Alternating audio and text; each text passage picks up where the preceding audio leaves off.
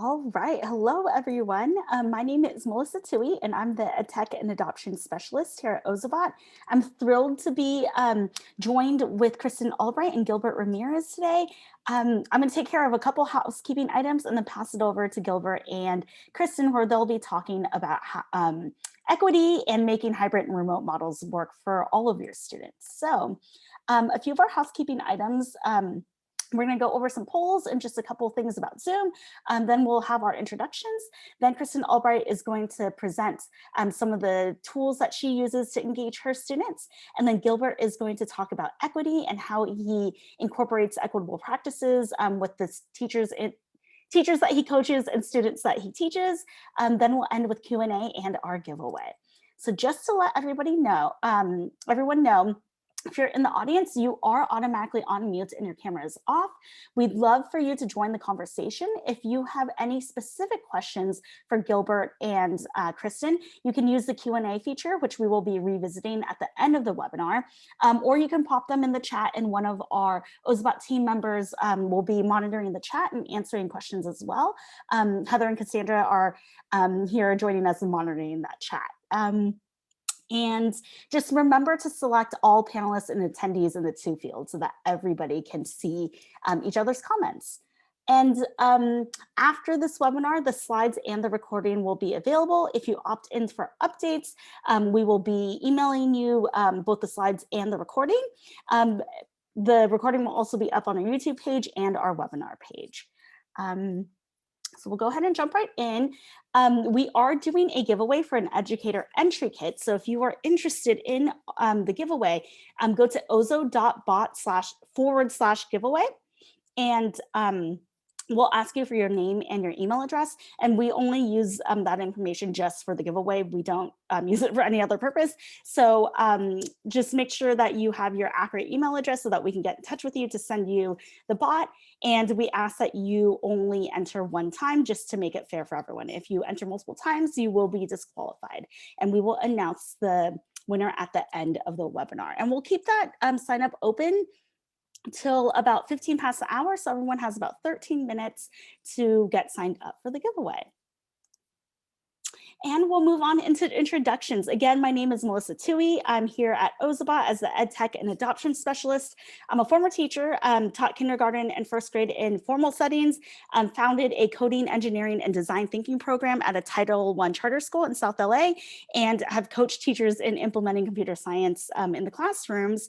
And when I'm not at Ozobot, I'm at UCLA pursuing my doctoral degree where I'm studying computer science implementation at the elementary school level. So I live and breathe computer science instruction, and I am very excited that all of you are here with us today. And I'll pass it over to Gilbert to introduce himself. Hello, everyone. Thank you, Ozobot. Thank you, Melissa. It's wonderful to be here alongside Kristen again. My name is Gilbert Ramirez, and I am a math instructional coach, teacher over at Centinela Valley Union High School District. I've been there for approximately 6 years, but I've been teaching in the K through 12 pipeline for the last 15 years. I'm very pleased to share that I have experience teaching elementary school, middle school, and high school, which is awesome. I've also worked as a WASP coordinator for the accreditation at my school site. And I'm also in the cohort alongside Melissa over at UCLA, working on my doctorate in education with the doctoral program. And my focus is on neuroscience and education. So really merging how we can use some of the latest elements from the neuroscience and incorporate that into practical, ready-to-use strategies for our diverse learning populations. So I'm very excited to be here with you all. Thank you for having me. And we'll go ahead and pass it over to Kristen. Oh, you're on mute. Yep, I got it. How many times a day do I hear that? I'm Kristen Alrbight. I am a K-5 STEM teacher. If you're familiar with Pennsylvania at all or Penn State University, my school district is right outside of Penn State University. I'm an Ozobot certified educator, and please join with me on Twitter at Albright Teacher. I just wanted to say hello to Melissa and Gilbert. I'm really glad to be here, and also Heather. Heather, we have a picture together on one of the next slides, and Cassandra. It is always wonderful to be representing the Ozobot team. I'm really honored to be here, and I hope you get something from this, just kind of the mistakes that we've made, and hopefully some of the challenges that we've worked through, and maybe we can learn from each other for those things. Thank you. Great, so we're gonna move on to poll questions just so we can get a better idea of who is in our audience. So I'll give everyone about 30 seconds to answer the question, how familiar you are with Ozobot. Today's webinar is not necessarily Ozobot focused, so it's absolutely okay if you're brand new or you're not familiar. Gilbert and Kristen are going to be sharing a lot of resources that are not necessarily Ozobot related, but are definitely going to be helpful. I'll give everyone about 5 more seconds. All right. And it looks like most people are familiar with Ozobots or know of them. And then we have a couple people that are brand new. So welcome, everyone. Our next question is about grade levels. We'd love to know what context you're teaching in. Kristen is in the elementary school setting, and Gilbert is in the high school setting, but their insights are going to be applicable to both. So we're excited to share with everyone. I'll give everyone about 10 more seconds to contribute to the poll.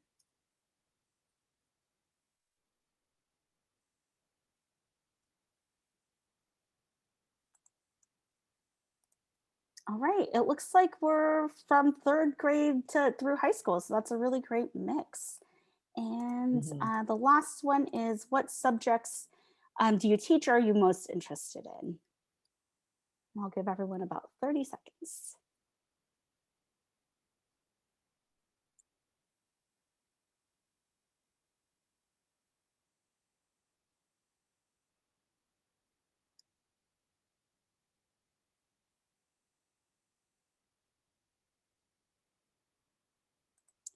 All right, and it looks like technology is one of the most popular options, but we have representation for all throughout STEAM.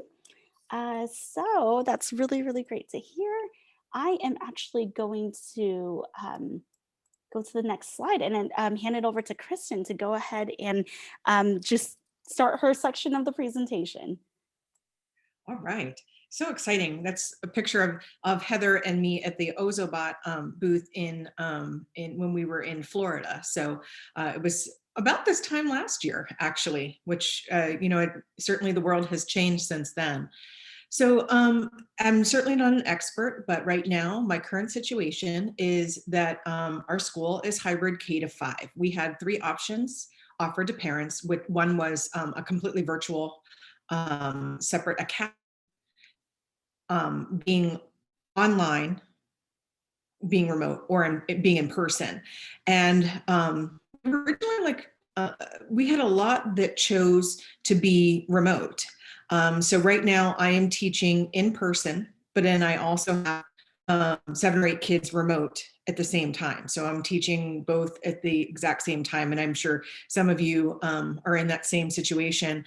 It's basically teaching 2 different classes at the same time while trying to juggle and do everything else that you have to do. It's been really quite tricky. And I'm a 50-minute special for STEM. We usually have a 10-day rotation, but what we decided, or a 5-day rotation, but what we decided in case, just to cut down on the number of contacts that we have, we are embedded for 10 days with the same classes. So instead of seeing 500 students a week, I see 100 for 10 days. I push in with a cart. I no longer have my classrooms. They've all been repurposed, it has been a tricky situation. And if we want any of the materials sent home, they have to be bagged and sent home on Mondays.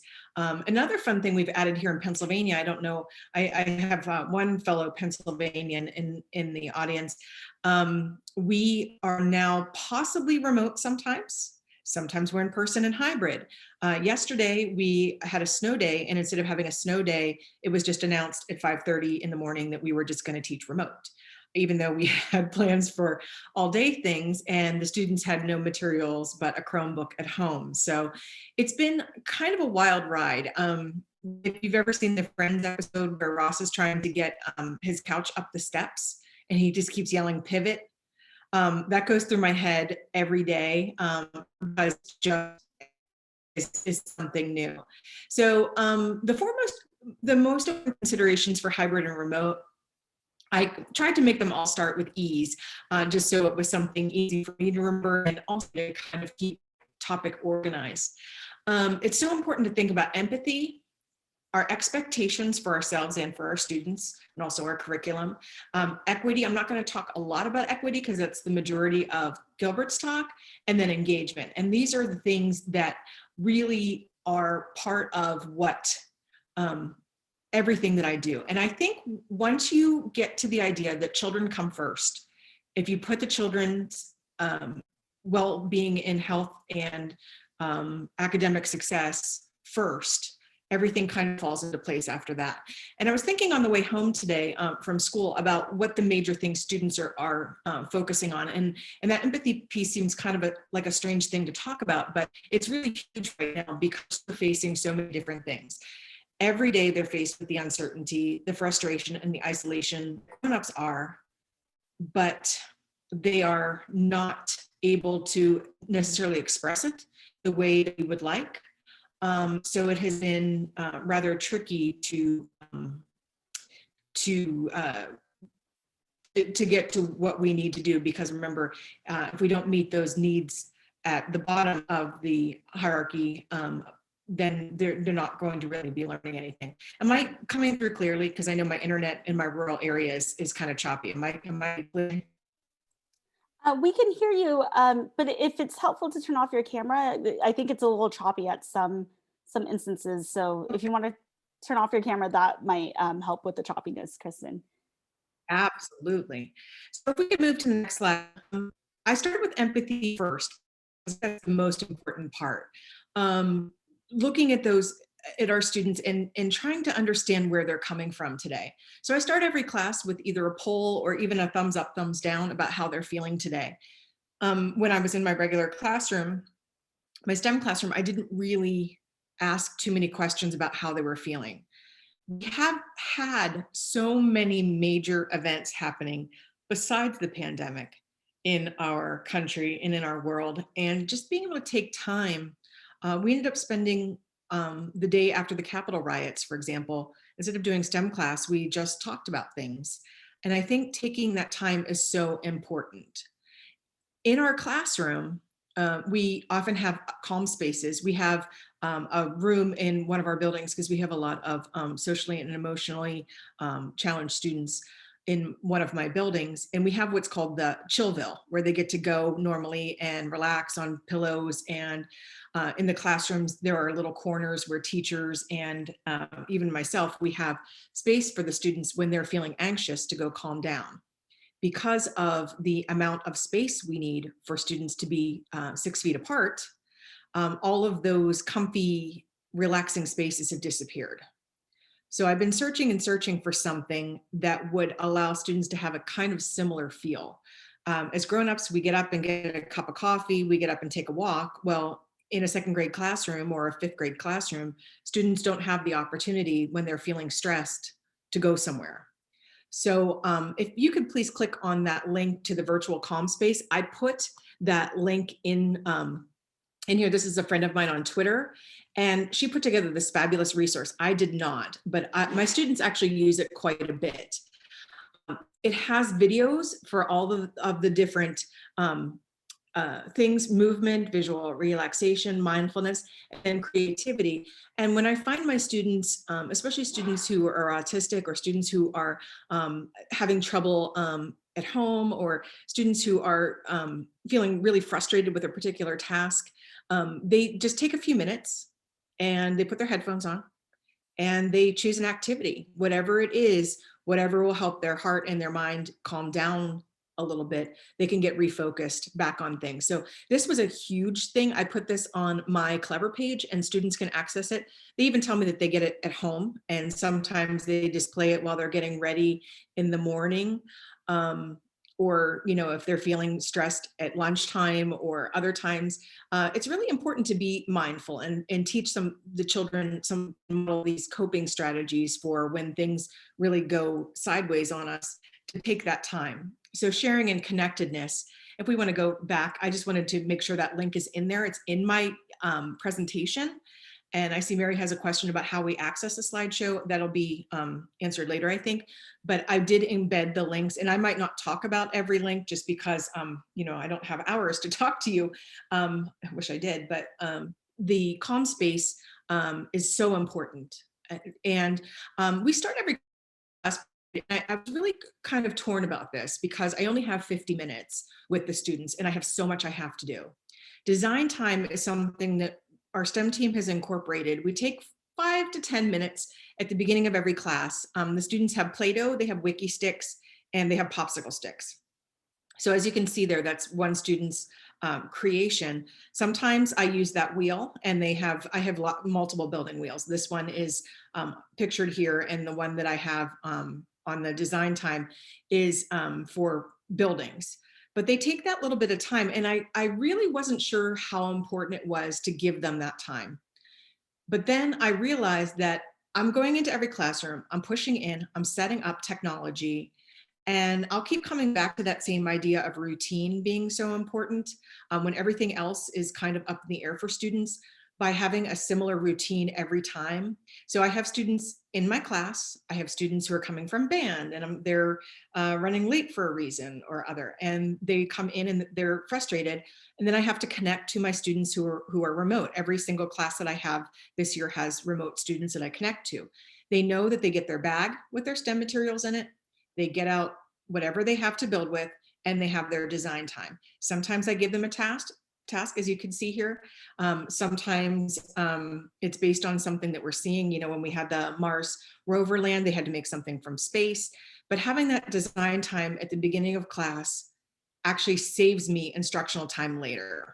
And I think that's really important for students to be able to see. And I just included that here for you, just so you can see my design time wheel. They like it. I don't know why it's very exciting. It's all kind of just building things, but it adds that extra little layer of excitement. So if we could go back to the presentation, thinking about this a little bit of time, you may think you don't have time to have virtual calm space. You may not have time for taking polls or, as I said, the Go Noodle and the brain break, but they need that time. And that time is so valuable. Coming back to that idea of uncertainty and frustration and isolation, when students feel like they have no choice or any control over their environment, that can also be very difficult. So I came up with choice boards that when they have any time, rather than asking me what they should be doing, or we also have these choice boards I think are really handy. I live in a very rural area in Pennsylvania. If they're having trouble connecting to the internet or to the Google Meet, or we started with Zoom at the beginning of last year. When you click on those choice boards here, giving students an opportunity to do something of interest to them. These are all STEM related. I have choice boards for a lot of different things. This is just one that I put as an example. I have choice boards for electricity and choice boards for magnets and choice boards for the different units that we're working on. But this is just a general choice board. By allowing students to have some decision making power about what they're studying and what they're doing, it really lets them feel empowered. And so all these links are active. If students miss class, rather than trying to, at the beginning of the year, we were trying to tape that video, record them, post them. Students were trying to listen and learn. And we said, if you miss class, just go on the choice board and pick something to do of interest to you. And they actually do a lot with this. And just gives them some power over their own learning and their own choices where everything else is really uncertain. So taking this time to be empathetic. And it's not on my presentation, but another thing I really wanted to think about was joy. finding these moments of joy throughout the year are so important. We are to the point where kids can't sing happy birthday to each other because they can't sing in the classroom, which is really sad. That's just kind of a rite of passage. Another thing that we can't really notice because they have masks on with K-5 is when their tooth falls out is usually a really big deal in elementary school. But celebrating those moments, we found that when it's someone's birthday, we make something out of Play-Doh during our design time for that person. And we would present it like, I made you a birthday cake or a dog, or I made you this or that, having those moments of joy. One thing I was really thinking about with the children was I have two little buddies named Tiago and Max, and one is remote and one is in person. And the beginning of every class, Max and Tiago would just go crazy because they haven't seen each other really in almost a year in person. So every time they got to see each other on the screen, they're in separate classrooms normally, but for STEM, they're together. And so it would take a good 5 minutes to settle them down, and they'd be screaming at each other from the thing. So now we just call it Max and Tiago time at the beginning of every class. And once I connect, they're able to wave to each other and really greet each other and find those moments of joy. And it takes, a minute out of my time instead of those 5 minutes where I was going, shh, this isn't the time for this. Why isn't it the time for this? It's exciting that they get to see their friends and trying to build those sense of community. And then breakout rooms. I know a lot of teachers are concerned about breakout rooms and the safety of them, but I also think, they go on the playground normally, often little corners, or, they're talking at lunch. This is one of my favorite games that you could play with any group of students in a breakout room. In fact, this was my emergency lesson plan yesterday because we had no supplies. This is actually a game that you can buy on Amazon, but I give the students 2 or 3 random objects, and they go into a breakout room as teams and try to combine them into something new. And then we talk about who had the best idea. So building that sense of community between our in-person learners and our at-home learners is so important because we're all still part of that same community, and eventually we're going to all be back together. So this activity, you could be using it with anything, if you're science or math, or you can make it themed to your topic, or a holiday or something like that. But it really gets kids thinking out of the box, and you need absolutely no supplies to do it. And I put them in breakout rooms and they get to talk. When we are all virtual, when they do their design time, we let them talk in breakout rooms about what they've created, because having that opportunity to share has been a huge part of the learning process in the STEM room. And it's really lacking this year. So we're trying to think about how we can allow social time with our learners and allow them to still feel connected, even though they're at home or they're in a 1950s style, everybody has their desks apart, facing forward kind of situation, where they're coming from a situation where there was a lot of really great furniture and they could lay on bean bags and, have comfortable seating. And now they're kind of stuck. So trying to find these moments of joy and empathy throughout the process has been huge. Taking this little bit of time to share, taking this little bit of time to celebrate each other, taking this little bit of time to connect has been the most important part for me. And I think for the students as well, it's really still supposed to be enjoyable. So if we could go back to the presentation, I'm kind of talking quite a lot about empathy, but I think it's because it's so important when we're talking about all of the way to get students to learn. And I think if you want to follow Megan Venetia on Twitter, she has some really great ideas. So if we can go to the next slide, talking about expectations, this has been one of the trickiest parts for me, because I kind of fall in love with my lessons. And I don't know if any of you are the same way, but I fall in love with the idea of how well some lessons have gone. This is not my first year of teaching, thank goodness. But you kind of really love how you do different things. And I was trying to shoehorn some of my maps and my lesson plans into this format. It didn't work. I was finding that I was frustrated because it didn't work the way that I wanted it to, because it's not in the format that it really belonged. So we sat down as a STEM team this summer and we looked at our maps of curriculum. We picked out keywords from each of the goals and we focused just on those things. We really pared it down from what we would normally do because we wanted to have that time for expectations of working with students and building that community and finding ways to have things overlap more than we have in the past, where we have 2 engineering as elementary units in my school, and then 1 technology in action, which is the robots. So we've been trying to find ways to join those 2 concepts together to kind of streamline, and keeping that routine consistent is so important. With my little students, I start every time with design time. Then we do a story or video and a discussion, which is kind of the main part of the lesson. And then we take a brain break. They do use Seesaw or Google Meet, or Google Classroom, or wherever you're posting your information. And then they have some independent work, and they know that that's the routine every single time. It allows them to feel safe, that nothing surprising is happening, and they can understand that they're what's coming next. If they miss a part, they know what's coming next. So I didn't want to talk a whole lot about expectations, but I'm kind of mourning the loss of some of my favorite lesson plans. Some of the cool things that we did, we used to drop parachutes off the balcony and do some really cool things with that. And, it's just not the year for that. It's just not how things are going. Kindergarten normally has centers where we just get out cardboard and start cutting and gluing and attaching things together, and they make these large construction things that kind of sit in the back of my classroom every year, but we can't have that. So how can we move forward with the expectations? What are our core curricular ideas, and how can we use what we have to make things engaging? And I've actually found some lessons that I think I will continue to use even though we aren't remote. And I have an example of one of my Seesaw lessons there, trying to tie it back into what students are interested in. They always have empathy for animals.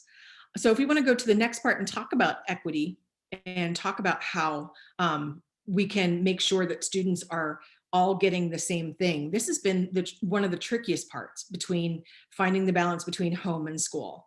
I'm not going to have Melissa click on it because I'm probably going to run out of time if I continue talking here. But the PHET, the PHET simulations are a huge part of what we do. They have the electricity. Normally we use snap circuits. And as you can see in the upper left-hand corner, students are doing circuits with their with that particular simulation. We found as many simulations as we possibly can. With materials, you can't assume that students have something at home. I was doing a chemistry experiment that involved ketchup and cleaning pennies. I had to send home ketchup packets because we have a lot of international students. They may not have ketchup in their refrigerators. So you really need to think through every part of it. That picture item there is a race car, magnets, and paper clips and some other things. So it's really thinking through ahead of time what you need to do. You can't really change your mind on the way to school and come up with something new because your students may not have those materials. I was surprised to think about the fact that, they used pennies and ketchup, and it was kind of a problem for some kids. So I needed to send it home. Jamboards, if you could click on that really quickly, it's not something, I just want to give a shout out to the person who makes these, and it's going to be linked in here. Gifted Talk is on Twitter, and she has so many Jamboards that are STEM related and math related that my students have really enjoyed these. It's a great way to have that community, having that fun. When you open one, it is a Jamboard that is already done for you. So if you follow Gifted Talk on Twitter, she has some amazing things, and it takes a while to load, but we did one on the Mars rover the other day, and it was incredible how much she has put together. And students can kind of move at their own pace, which I really, it's just, you never know how long it's going to take to load these. But again, these are loaded. These will be available in my presentation, thinking about how students can find that fun. This Goldilocks Goes Steam, as you can see, has some wonderful graphics, and each thing that comes along with it is something that will move it forward. And I just customize it myself, and then I put them into a Seesaw activity. But they really, really enjoy this. This is kind of the same idea. We've done the Goldilocks STEM. This Goldilocks STEM, they do a lot of projects and drawing and creating. So if you want something that's already ready to go, I use them a lot too if I plan on being out, because they're just so self-explanatory. So that's Gifted Talk and Jamboards.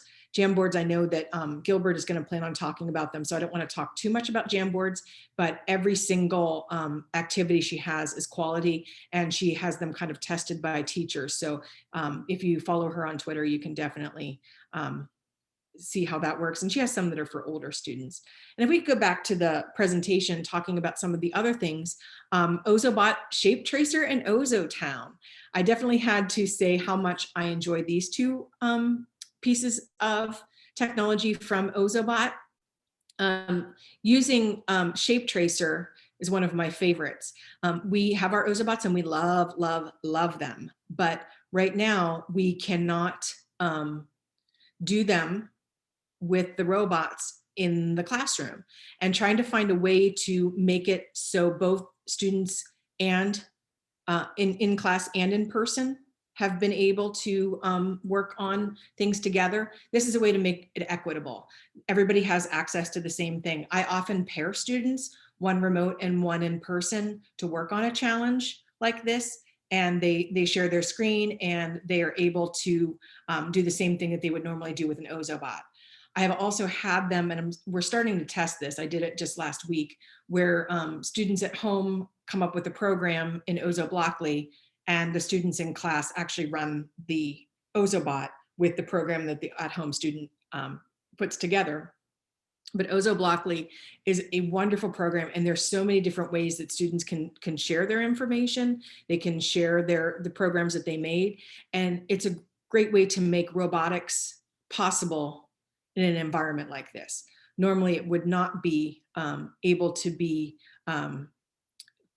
done, but they can share that program with a friend and open the program, and they have that share code that they can collaborate, and that collaboration is huge. So I really, really have enjoyed the fact that Ozobot has thought about ways to make it equitable for all of our students, our in-person and our remote students at the same time. So that is that. And then I don't need you to click on the directions in Seesaw, but for our English learners, there's so much that's happening in the classroom where there's so much that they have to try to keep up with. I do all my directions audio, so they can pause them and play them back. I often will add video component as well to it, so they can actually see it and take that time to reflect. It might take them a little bit longer to get through the assignment in Seesaw, but making sure that every student has access to it, I think it's important. So if we want to go to the last slide, talking about engagement. So we related to the community interest. I don't know if anyone not from Pennsylvania knew who that is in the upper left corner, but that's our Penn State Nittany Lion that we love. 2 years ago, his ear broke off. So we made a Seesaw challenge where they would have to build a new ear and figure out how they would do that. Also, gamification and badges. You had a chance to look at my choice board, and I keep coming back to that same idea because it allows students to have the opportunity to make their own decisions. But I want to click on that remote learning activities, because my friend Alex Good and I did a presentation back in the spring. And this was a popular thing that a lot of the teachers appreciated that we included. So I wanted to show that I included this as well. These are all remote activities you could do on Zoom. So on slide 4, for example, there are lots of different activities. And if you click on the link on it, it'll take you to the directions on how to actually play those games. So Online Jeopardy takes you to a slide with a link on that, and you can always get back by using the heart to get back to the main page. So that is included in here as well, because we found that these games, these remote activities are really helping with our community, bringing everyone together. And I'm just about out of time before Gilbert has a chance to talk. So I wanted to share really quickly the gamification aspect of it. I made a list. It's not as pretty as the one that Alex made with all the different activities, but if you can click on gamification, this is a Google Doc of activity that I have put have used this year and what they are used for. For example, virtual water testing, magnet properties, stop disasters is a really popular one for late elementary, high school, middle school students, where they have to allocate resources to be able to save a town from an earthquake, tsunami, flood, or fire. And having this game time allows them to get the information in a more creative and exciting way. So I have this included on my presentation as well. But I think that gamification and simulations are really the way that we have gone to keep kids motivated and excited to come to class. It's difficult to get people to turn their cameras on, but if they are willing to play games here, there's things from kindergarten through high school on this list of simulations and gamification.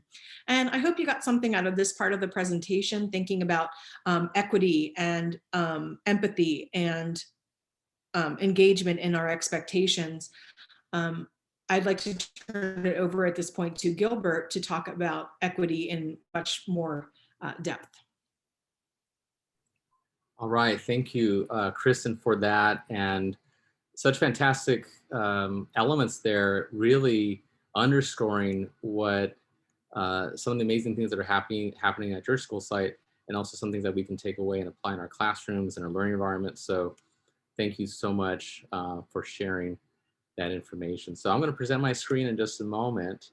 And while I'm doing that, I would love for you all to ask any questions that you might have in the moment that come up. And that way we can get to them at the right time and make sure that we can follow up with you if you have any questions that we happen to not be able to get to in the moment. So, all right. So I would love to talk to you a little bit about 3 central ideas. And again, this is really nested in the idea that this is looking back at the past year and seeing what has worked and what has not worked in this year of distance learning.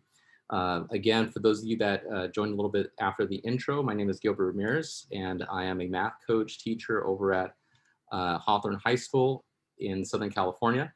And I'm also working on my doctorate in conducting research, connecting neuroscience and K through 12 learning environments and making it practical in terms of how we use some of the theories and knowledge from neuroscience.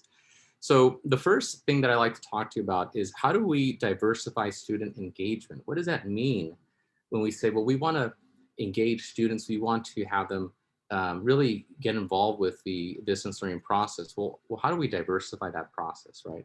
The second is, how might we further increase equity? Equity is on our minds. We are doing everything we can to go into that direction. And for those of us that have done much work in it, we're now trying to get even further, right? So what might be done to further that goal? And then lastly, I'd love to talk to you about, what ways can research-based strategies, tools be embedded to support our efforts, right? How can we merge those two? It seems like a very theoretical thing that we're talking about. How do we make it practical so that we can incorporate it when we're teaching our elementary, middle, and high school learners? Okay. All right. So the next item that is coming up is, first off, underscoring what do we mean by diversifying student engagement. So we want to validate the multiple ways that students can engage the environment, right? So when we were in brick and mortar, students could share their responses very quickly as you called them, using equity sticks or just calling them on them at random. Now you have a camera off, and now you're calling on the student, and now they're choosing just to be very shy because it's a different environment for them, or maybe something's happening in the background that they just feel very concerned about or insecure about.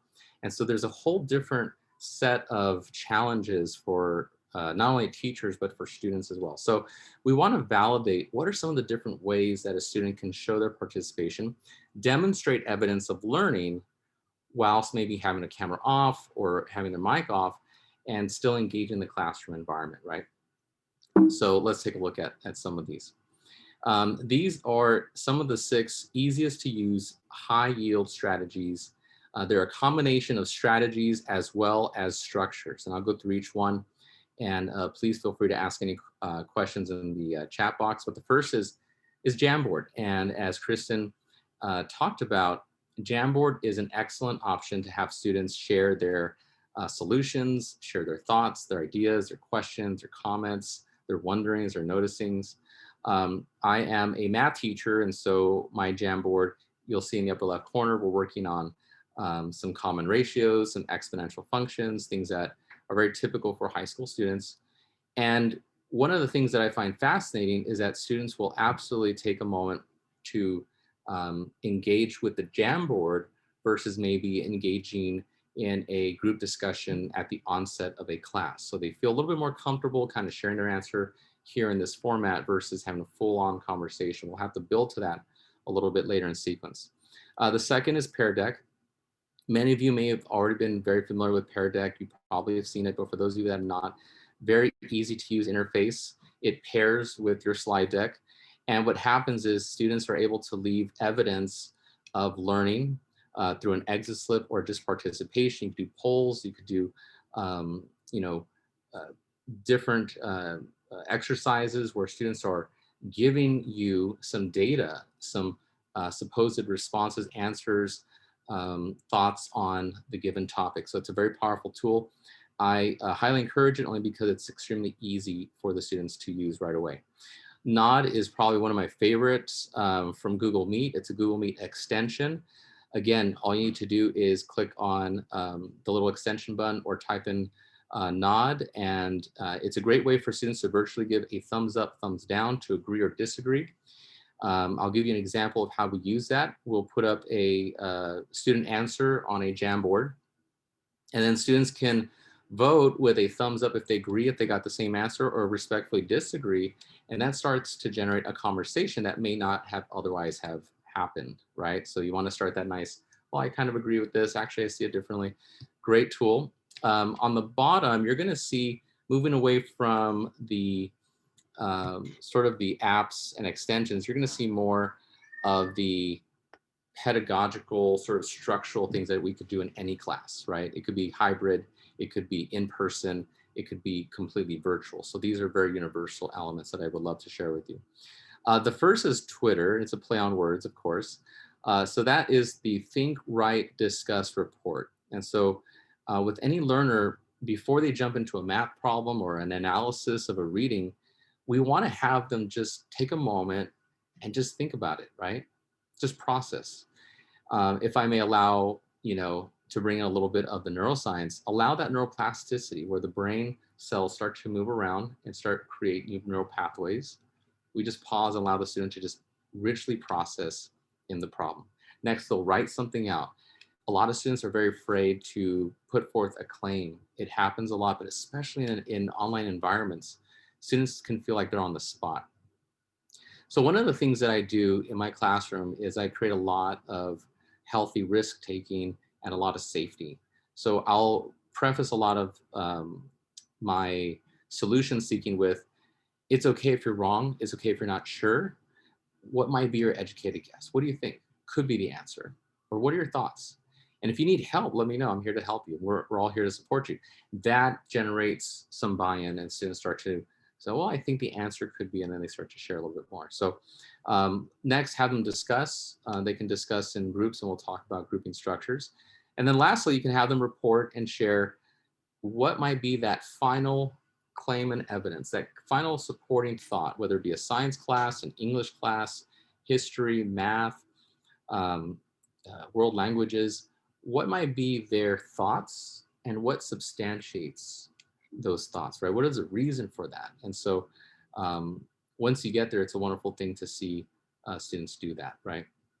And many of you may have already been seeing this in your classes in the brick and mortar, and now we're trying to bring that into the virtual. It is possible, it takes time, but it can be done. And so for the next one, the social time, and Kristen touched upon this, and I would love to add on to that, which is the social time is so critical for our learners. They are missing that playground time. They're missing that right before class check-in, the walk to the school bus, the walk home. They're missing all of those little instances, sitting down with their friends at lunchtime, that I'll speak for myself, and I think this goes for a lot of folks, really made up some of the most memorable moments of education, right? Of that childhood experience. So they're missing that. So having that social check-in time. And I love what Kristen said. Why not have the first 5 minutes or first 10 minutes be, let's talk, let's chat, what's going on. Let's do a one-on-one, so you can set them up in breakout rooms. And that's a fantastic way to have them get that social time. The last strategy slash structure that I wanted to share with you is very profound. And many of you have heard of it before. It's called precision partnering. And all of us know how to partner students in groups. We do that frequently, but precision partnering takes it to the next level, right? It really encourages us to think about who is the most appropriate person academically, socially, emotionally for this learner that I can pair the student up in the classroom, right? So if I know that I have a student that is, for example, let's go brick and mortar for a moment. And I know that this is we call ELD, English Language Development Level 1, right? They're developing those English skills. And I pair them, let's say, randomly with a fluent English speaker that does not speak another language, the language of the other student. We're going to have some challenges, clearly, right? There's going to be a disconnect. Likewise, if I pair a student that is struggling and not great yet in mathematics, right? And I pair them with someone that is just easing through the material, top of the class, is ready basically for the next math class, and I pair them together thinking, well, this student is gonna help this other student. Well, they're so far apart that it will not work in that instance. So precision partnering really takes into account the appropriate levels of where the student is at. So ELD level 1, maybe with an ELD level 2 or 3, and then having them interact in that format. But what I want to do now is kind of put a different slant on this strategy. In the distance learning environment, now we need to consider things like, especially more so, we used to consider these things a lot in brick and mortar, but now it's even more important, the social emotional component, right? What's happening with that student? So if I know that one of my learners is struggling emotionally, and I know that I have someone in the classroom that wants to reach out to that student or has offered to support other students, I will ask if both can meet together, and I can have them chat in a breakout room and connect. I think it's very good for the social emotional well-being, and it has to be a buy-in process from all parties. So both students would have to agree to be part of this. And in my experience, it's been very, very supportive, very profound. We've had some breakthroughs in class, and some friendships have really been solidified. So those are the main elements there. And I'll pause for a second. Let me check here if there's any questions in the chat box that I may not have been able to see yet. Let me see in the chat here. Okay, yes, got it. All right. Absolutely, absolutely. All right, so let's talk about equity versus equality. A lot of us have seen this in many of our professional developments. In case you have not, just want to touch upon this very briefly, but it's a very important topic. What do we mean by equity? Well, equity is really giving everyone the same treatment and making sure that we underscore that it's an equal um, giving, an equal effort to each student, regardless of where they're coming from. So you see that in that first picture, they're each given a box to see the game, right?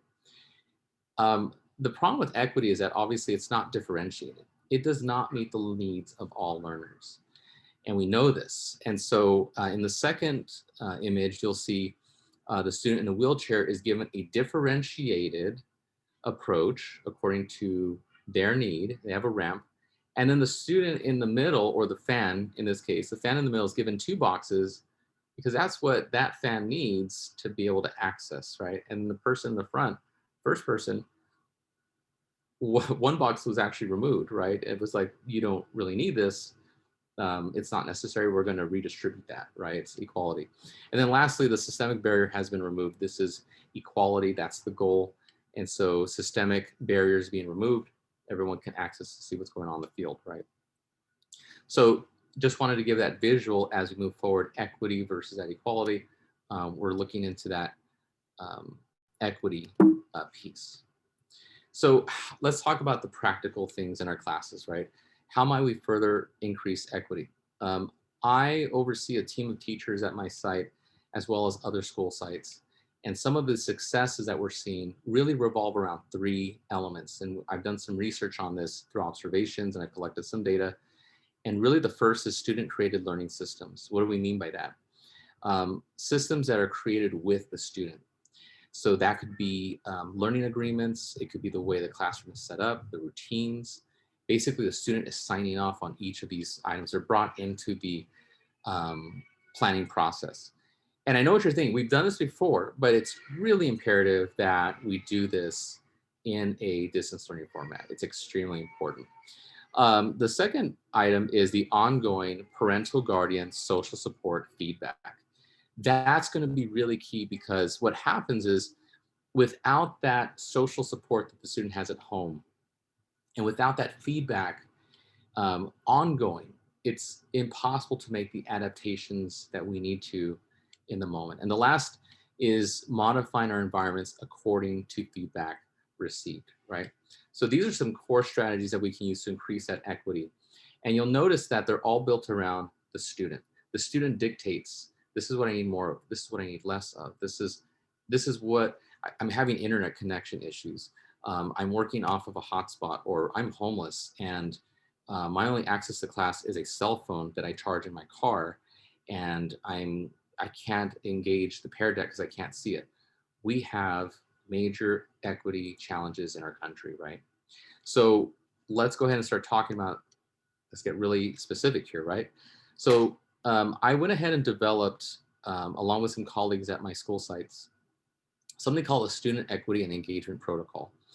And we took all these different observations and we truncated it into 3 easy to think about terms. So the first is having a student online learning agreement. Having the students, and it could be done at the beginning of the year, middle, or the end, anytime.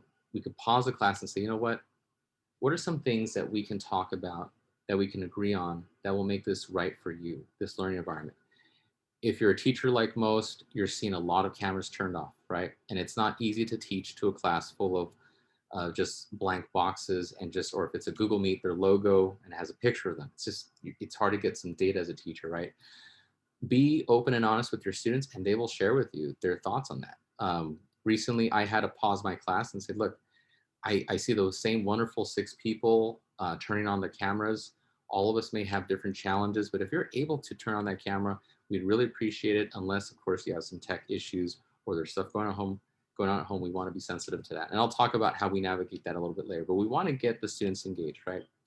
The second part is a warm encouragement procedure. And I emphasize the warm part because, students can feel already intimidated by this learning environment. So thinking about things like accountability can kind of scare them, because they may not be able to give you what you want as an instructor, what I want as an instructor, what I need to see in the traditional brick and mortar. So what we do is we switch it up a little bit. We go, okay, how can we encourage you? How can we call upon mom and dad, auntie and uncle, grandparents, or there's a guardian taking care of you? How can we call upon your social network to encourage you, right? To bring you back into this classroom. I go back to a student that I had that was using the Wi-Fi, I think at a local restaurant that was poor, completely out on their luck, and using their phone in a car to try to engage a classroom.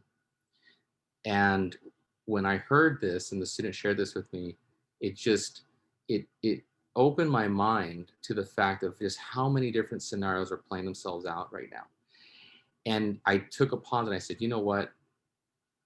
And I said her name. I said, we're going to figure this out together. You tell me what would work for you. And that's when the ideas really started populating. We're going to have to really build this all around the student.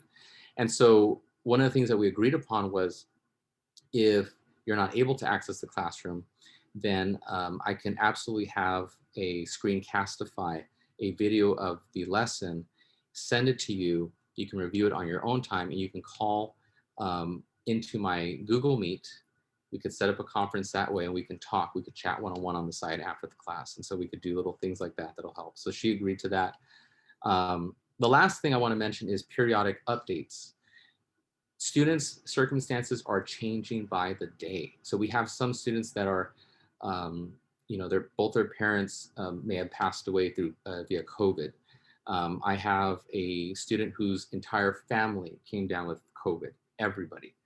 And so that student was not able to engage the classroom at all for a couple of weeks. What do we do?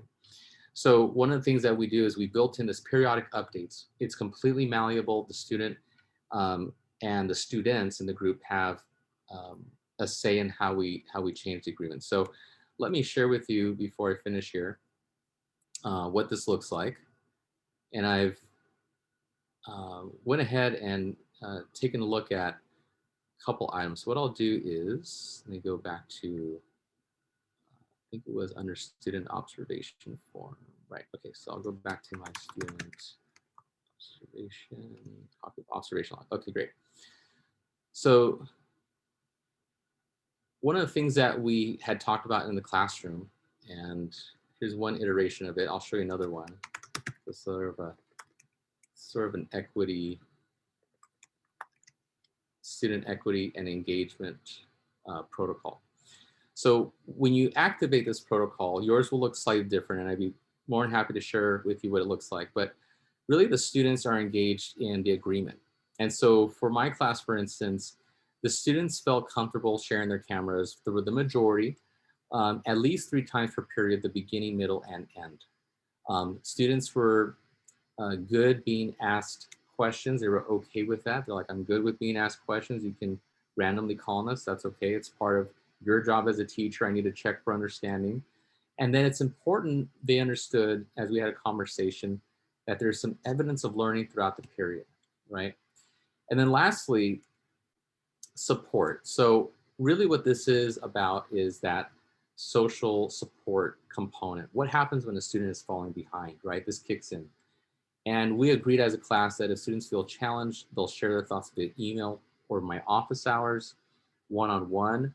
And then lastly, they're okay with parents and guardians being asked to come in, because some students are having those legitimate challenges. Other students may look at this as an opportunity to just opt out of a math class that they don't think, for whatever reason, they'll be successful in, right? Even though we believe in their success, they may recoil. So, and the last part is modifications. And so when you take a look at this, it really will just have their name and then beginning, middle, end. And then if they responded to your question, if they engage the class, I put yes, and then or engagement coming soon, hopefully, growth mindset. And then what kind of evidence am I going to share with the parents? It could be a quick link to their Pear Deck, Jamboard, Canvas, or Delta Math. Delta Math is an online platform. That's fantastic. That if I had another 30 minutes, I would go into that topic. But this is what it looks like as one iteration of it. So we've had a lot of success with that. I'm happy to share this with you and talk a little bit more about that later on. And I think the last thing I wanted to mention again was these challenges across the United States, wherever you're at right now, are hitting all of us in different ways, hitting our students in different ways. And I really commend all of you, all of us, for doing our best, for developing our skill set, for giving up an hour and a few minutes on a Tuesday to really be there for our students. So whether you're an admin, a counselor, a teacher, custodial staff, classified staff, we're all in this together to help our students. So I'm very inspired by what our students do each and every day. And I'm inspired to be here with all of you. So thank you for having me. And thank you, Ozobot and the whole team. You guys are amazing. And Kristen, it's always wonderful to present alongside with you. It's a dream team, as I call it. So I'll go ahead and stop there. Thank you. Yes, I want to reiterate and thank Gilbert and Kristen for joining us today. There were such great just tools and conversations around what's working and what's not working for students. And I really appreciate them taking the time to share. So we'll go ahead and move on to Q&A. You can feel free to post any questions you have for Gilbert or Kristen in Q&A. I know Mary has a question as well, which Cassandra is on top of, but we have your email address, Mary, and we'll get back to you about that Ozobot classroom specific information. But while we're waiting for any Q&A questions to come through, I'll go ahead and wrap up with some of our housekeeping items. If you'd like a PD certificate for today's session, you can email support@ozobot.com. Or if you have any questions or comments in general, you can email us there. Again, you will, if you opt in for updates at ozobot.com, if you scroll to the bottom of the screen, you can plug in your email address, and we'll be emailing you the recording and the slide deck with all the resources. And it will be on our YouTube page and our Ozobot webinar page. And to contact both Gilbert and Kristen, I put their contact information there as well. It looks like Amanda has a question. What is your advice for when parents are unresponsive or not supportive? Great question. Sure, I can jump in on that one. So my advice, if if you're having challenges getting a parent to engage in the process or to get them involved, or if they're unresponsive, one of the things that I've found some success in is for those of you that use PowerSchool, or if you have a learning management system, or your attendance process, data collection process. One of the things that I do is I will do a mass text and email via instant messenger on my PowerSchool. And as I take attendance, I will highlight different students that I need to touch base with.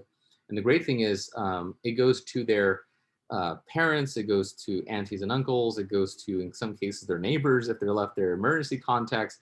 It basically blasts everybody. And I do that every single time if I have a follow-up on that modification for that equity piece that I talked about. And I'll have their auntie and uncle say, hey, I didn't know that my niece or nephew was going through this. Let me put you in touch. The parents had recently changed their numbers, so let me give you the latest number, or something like that. Now, if they're still unresponsive, one of the things that our school does, we do home visits and we check in on students. We also have a social worker on site, so we'll pull them in, and we'll pull in different what we call response to intervention teams.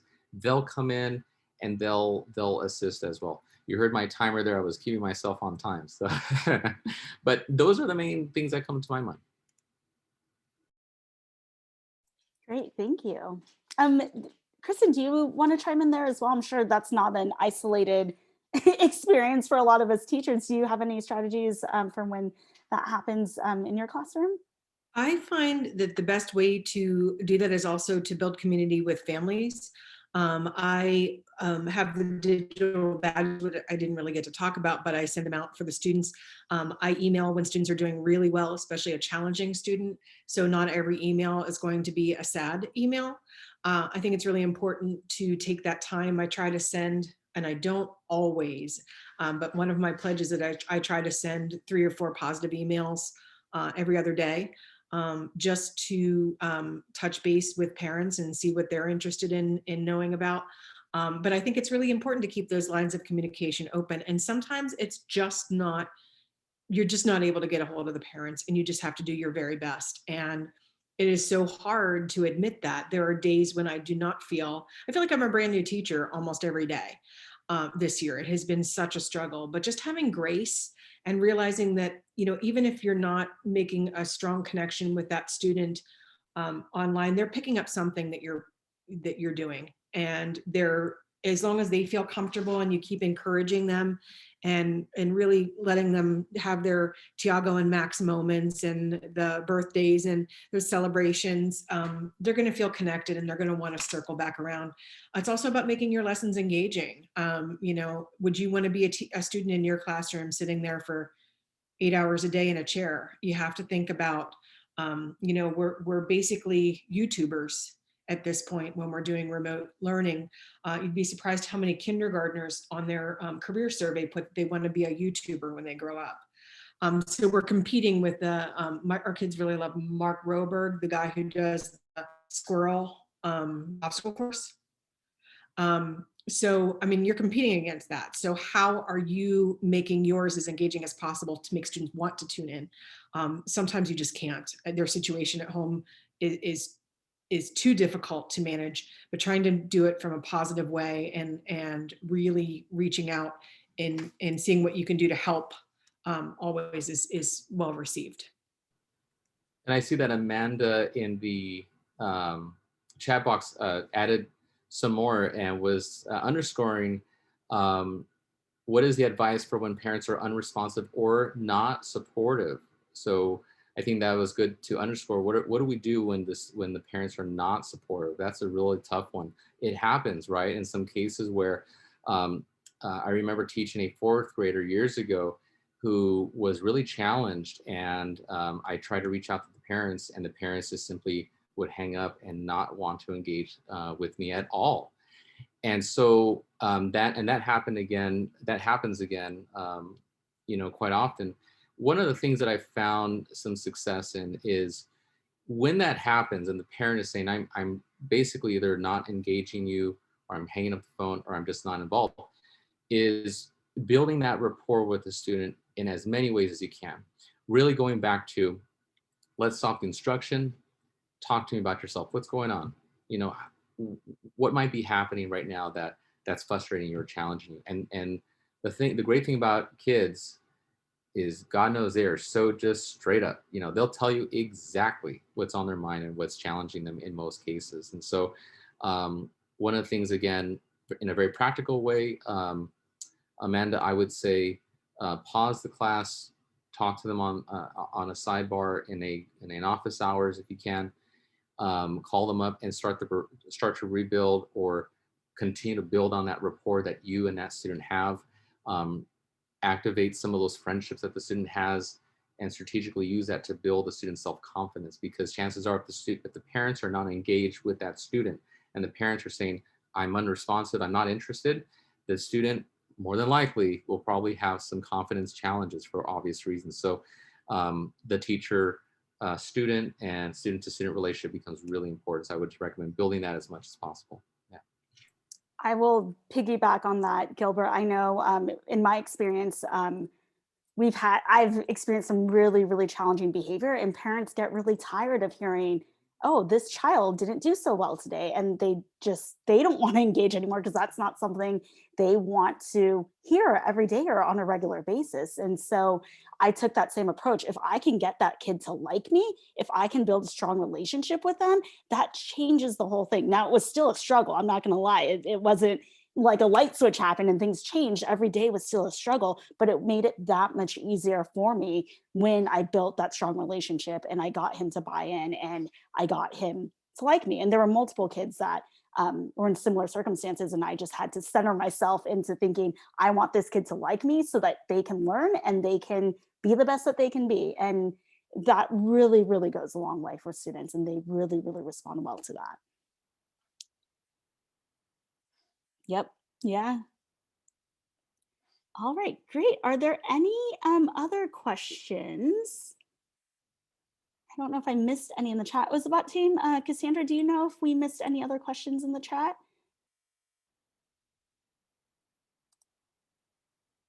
All right, I will take that as a no. So we'll go ahead and move on to our giveaway. Oh, looks like Cassandra's looking, but in the meantime, as she's looking, I'm going to ask Gilbert, could you give me a number 1 through 18?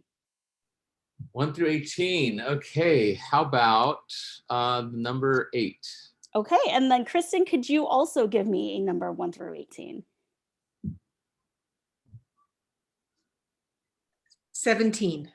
I'm going to pass it back to Gilbert as the math teacher. What is 8 plus 17?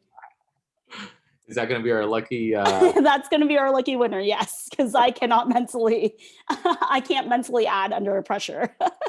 I believe it should be 25, if I'm not mistaken. 25. We have Paul as our winner.